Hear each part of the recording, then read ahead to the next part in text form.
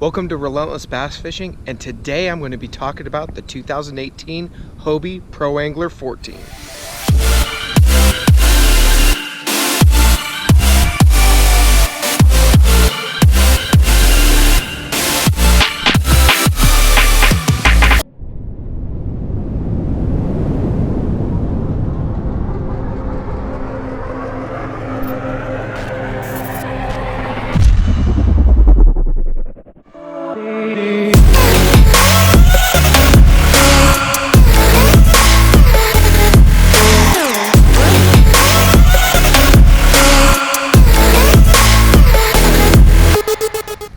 Alright you guys, today I'm taking out the 2018 Hobie Pro Angler. Now I've taken it out, this is going to be my fourth time taking it out, but the last 3 times I haven't had it fully set up. I just added the fish finder and the Lowrance 0.1. Those are the 2 new additions.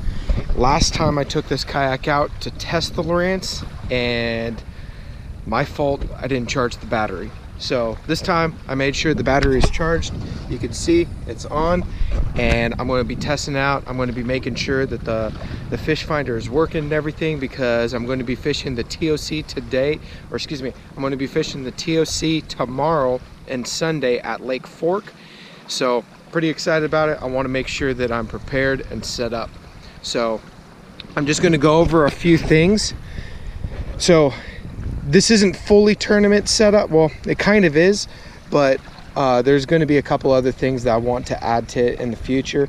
But if you've seen my last video on my Hobie Outback, I have a lot of the same things. I have my net right here, and I love keeping my net right there on the front hatch because it just makes it so simple for me. When I'm bringing a fish in, I don't have to reach behind me, grab the net. I just basically tilt it into the water, and it's right there. It's very quick, and I very rarely lose fish. I can't think of a time that I've lost a fish, but I very rarely do. I have my leash. I just have it going to right there, you know, just in case I need to be towed or I need to latch to something. I love these new tracks on the 2018s, the Pro Angler 12 and the Pro Angler 14. So as you can see, I keep my little pliers right there. Makes it really easy, simple. One of the things, I had somebody comment on this, I didn't think it was that big of a deal, but these strings on the Pro Anglers, they can just flop all over the place. So what I do is I take my rod thing organizer, and I just lay this right over it, so that way it keeps everything nice and flush. That's your rudder. That's almost down all the time, so that is essentially out of the way. There's still some more things that I want to tweak about this kayak. It's not perfect, but I do love this. So obviously, if you guys seen my last videos, I love Boonedox Landing gear. I think it's a necessity on any kayak, and I have a bad back, so therefore I'm always going to put it on my kayaks. But this is really cool. My hog trough fits perfectly right in here, and it sits right there on that lip. It makes it so easy for me to grab it out while I'm sitting there and put it right back in, and this thing is not going anywhere. Obviously you could pull it out, but in terms of just being on the water, it's not going to do anything. I didn't have this in the Outback because the back storage well is so small, but now I have a lot more room. So what you'll see is on my H crate, I've got this lid, and I love the lid, but this is my little extra tackle box. I can put this right here. Sorry, this is a little bit complicated right now, but I can put that right there. And I also have an Arctic cooler, or not an Arctic cooler, but an Arctic one of their bottles. It's the 64 ounce, and I can put it right here.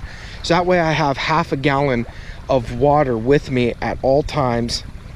And this gives me so many more options that I didn't have before on the Outback. I loved my Outback, but like I said, this just has so many more options. I can also put my tray right here. So as you can see, I'm just hooking some jigs.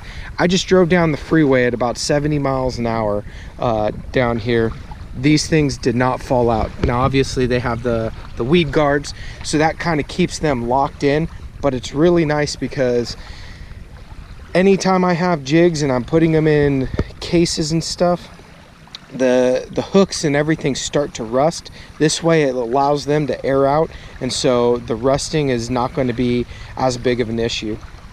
My tray's right here, so I loved my gunnels on my Outback. That's where I put all of my extra soft plastics and everything, but now I just have this, but it's not that bad. I can just put things, soft plastics and extra things right there in the tray.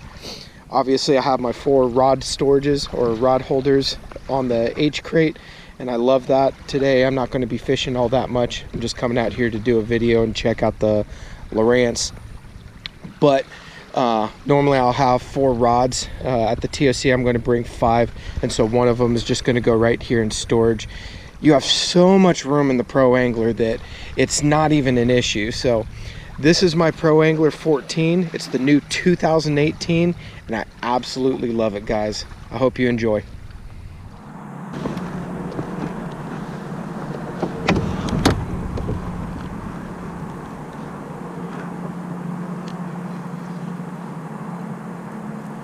Come on, they're biting it. There we go. There we go. Oh, it's a sand bass.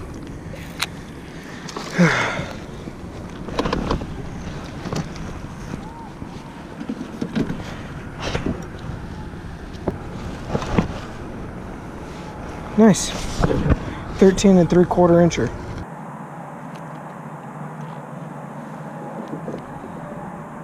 Sand bass.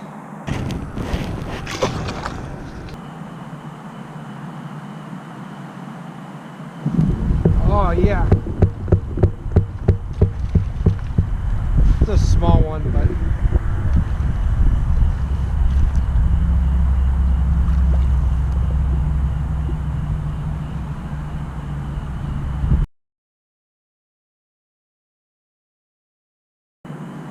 here you go, guys.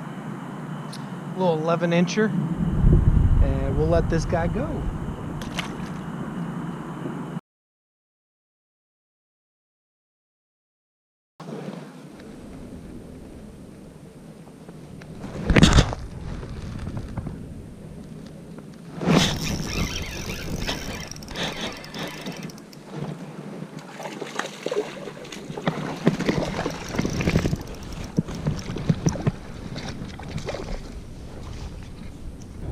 Almost 13 inches.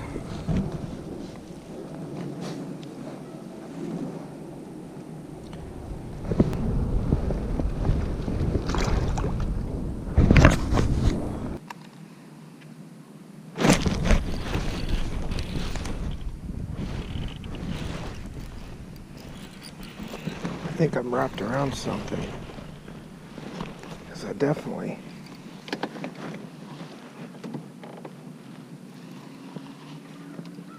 yep.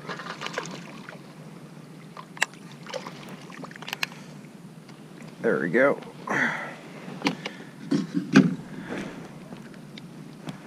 Little bass.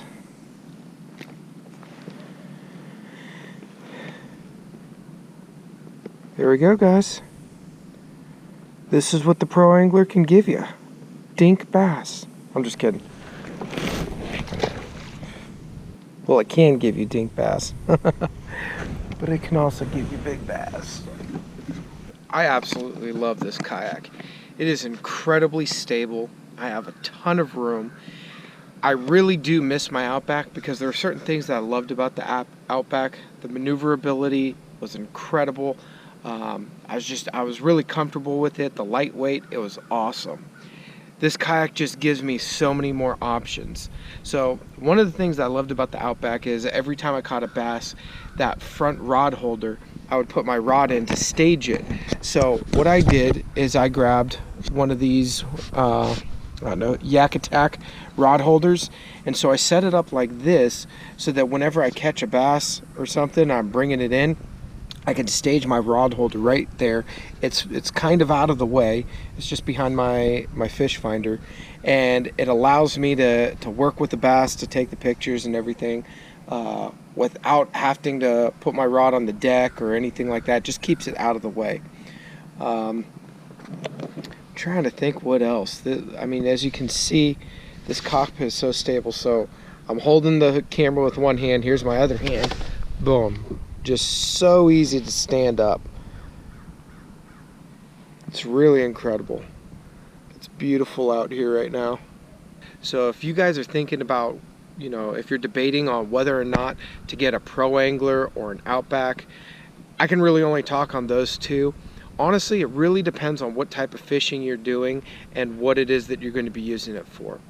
Like I've said many times, I really love my Outback. It's light. It allows me to get on the water super quickly, especially with the Boonedox Landing gear.